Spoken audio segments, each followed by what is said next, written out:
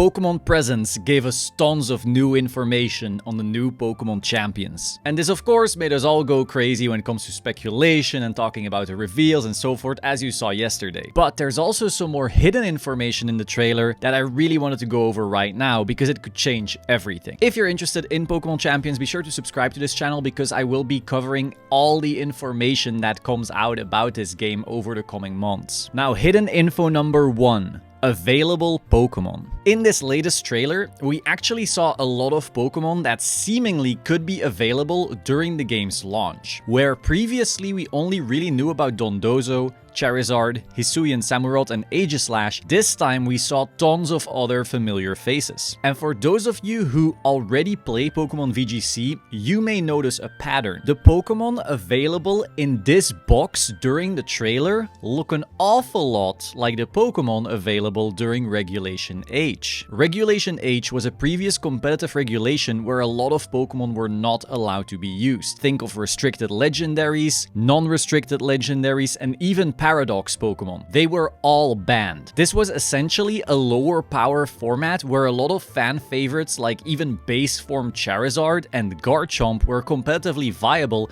because they weren't being blown up by the likes of Miraidon or Calyrex Shadow. Now, I'm not saying Pokemon Champions will launch with Regulation H exactly, as of course Aegislash isn't even in Scarlet and Violet, let alone being part of Reg H. But what I do think we can consider is the possibility of the initial Champions format being a lower power format comparable to Regulation H. This would also make a lot of sense because a lot of the more casual players were big fans of Reg H, as it wasn't quite as centralized around certain overpowered restricted Pokemon. It instead eventually centralized around other kinds of Pokemon. I'm honestly not even sure if I like Reg H that much. This could be the Pokemon Company's way of enticing the less sweaty, try-hard crowd to give this new game a fair shot. After all, the super try-hard players are more likely to already play VGC anyway, and so a format where the likes of Dragonite, Charizard, Garchomp, and Tyranitar did well could be a better lure for the general Pokemon fan. Number 2, judging from the stats of Gardevoir in the trailer, it looks like it might be possible to add 1 or 2 more EVs to a stat than we are normally used to, potentially changing certain important interactions and damage calculations. Number 3, if a move is quadruple super effective, it will no longer be called just super effective. Instead, it will be called extremely effective. We saw this when Gardevoir's Fairy type Moonblast hit the Dark Dragon Hydreigon. We also saw a quadruple resisted move now being called mostly ineffective instead of just not very effective. This is a cool quality of life change, as currently newer players don't necessarily see the difference between a 2x and 4x effective move. They just feel it when Gibble's weak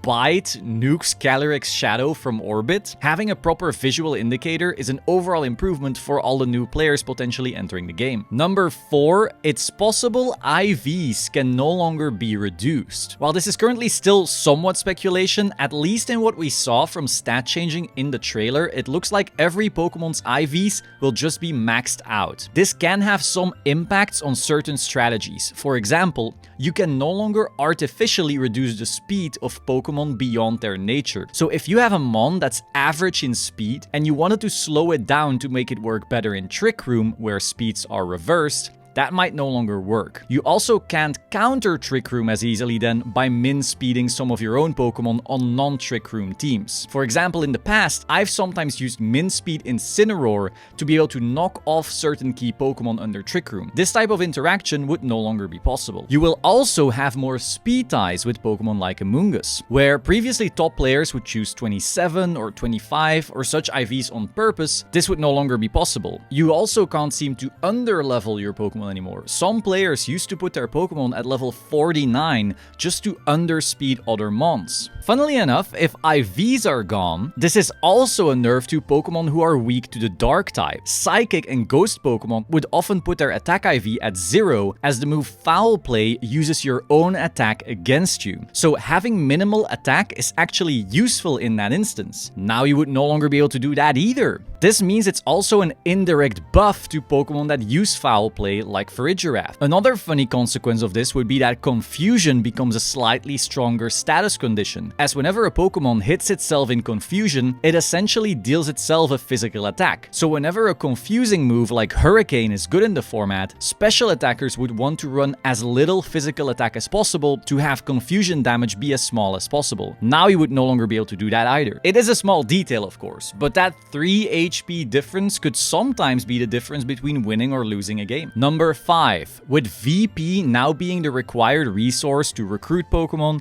change their stats, change their moves, change their abilities, change their natures, it looks like building teams is entirely gated behind this one resource. Except for Pokemon home transfers, and even those might require VP, we don't know that yet. This means that how easily you get VP will entirely define how easy it is to build new teams. You also won't be able to directly buy VP with real money according to the Champions website. It's very possible that if the VP grind is slow enough, building teams in Champions could end up taking just as long as in Scarlet and Violet, or perhaps even longer. These days it takes me about 2 to 3 hours to make a competitive team on card. If the VP rewards are too slow, making Champions teams might genuinely be slower than that. Now, the big exception, of course, would be things like farming -IV legendaries in older games. I love Champions for potentially fixing that issue, but the training of regular mons, we don't quite know yet if this game will let us do it faster. I don't want to be a Debbie Downer just yet, of course, but this is why for the coming months, I'm gonna keep a very close eye on the way this particular resource is earned. Number 6, the website for Pokemon Champions says that VP cannot be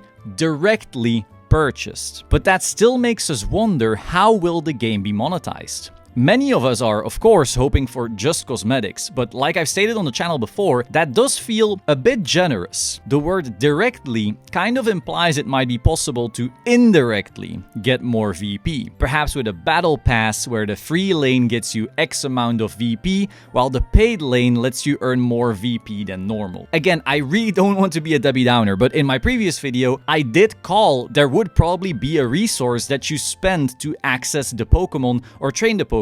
And that's been true so far. So they are following the mobile game formula so far. If we follow that formula even more, it'd be quite possible we see a battle pass implemented like this. Only time can tell, but I do really hope the cosmetics is where they'll be making the bulk of their money. Number 7, the quirky and bashful natures are gone. These two natures had no effect on stats, and so they were virtually never used in competitive Pokemon training. I'm guessing they removed them to once again simplify as much as possible for the players re-entering the game. Still, if you wanted your Pokemon to be quirky, I guess you'll have to X3 Roar in Pokemon Scarlet and Violet. Number 8, with Pokemon Champions releasing in 2026, it'll be very interesting how the Pokemon Company decides to bridge this long gap with Scarlet and Violet's competitive formats. Many players assumed Champions would drop soon, and that this was the reason all the competitive regulations have been releasing so fast. Since that's not the case, we now gotta figure out which Pokemon will be legal when. Are we going to see Xerneas and Yveltal? Are we gonna see mythical Pokemon like Darkrai? The possibilities are endless, but I think most players would agree we do not want some infinite loop of Reg H, Reg G, and Reg I. Perhaps we'll instead see a redo of one of these formats, but where certain overused Pokemon are banned altogether. Imagine a high power regulation where Pokemon like Incineroar and Fluttermane are banned, or imagine a Reg H where Pokemon like Sneasler are banned. That could be interesting. And finally, number 9. Now that we've got confirmation of Pokemon Champions being a proper simulator with changeable stats and so forth, some people are afraid what this could mean for Pokemon Showdown. With the info we have right now, Showdown honestly still feels like a pretty useful tool to test Pokemon efficiently. I want to keep using it. But if the Pokemon Company feels like it's actively harming Champions because of the similarities, that could lead to a nasty future that I quite frankly don't want to think about. But I'm kind of forced to. So what are your thoughts? And have you seen any other details in the trailer that I might have missed? Let me know in the comments down below, and I will see you soon. Ciao.